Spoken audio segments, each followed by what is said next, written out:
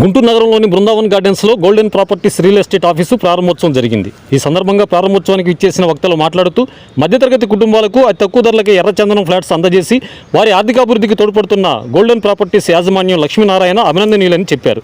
ఈ కార్యక్రమంలో ఎమ్మెల్యేలు గల్లా మాధవి, నసీర్ అహ్మద్, కన్నా లక్ష్మీనారాయణ, భాష్యం విద్యా సంస్థల అధినేత భాష్యం రామకృష్ణ తదితరులు పాల్గొన్నారు.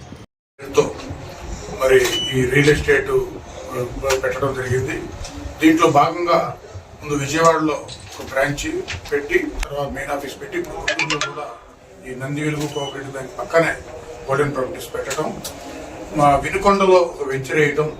ఆ వెంచర్ వేసిన వాళ్ళు కూడా ఇప్పుడు రేటు పెరుగుద్దా లేకపోతే ఎప్పుడు డెవలప్ అయితే ఇల్లు కట్టుకుందాం అనేది కాకుండా దాంట్లో ఎర్రచందనం మొక్కలు వేసి దీన్ని వీళ్ళే సంరక్షిస్తూ, ఒకవేళ ఆ ఎర్రచందనం వేయటానికి ఫైనాన్షియల్ గా కూడా సపోర్ట్ చేస్తూ ఈ బ్యాంకు తరఫునే చేసి అది మొత్తం బాగా పెరిగిన తర్వాత మంచి ఆదాయం వచ్చేట్టుగా, అధిక ఆదాయం వచ్చేటట్టుగా మరి కొనుగోలుదారులకి లాభం చేకూర్చే విధంగా ఈ లక్ష్మీ కోటేశ్వర గారు చేయడం జరుగుతూ ఉంది.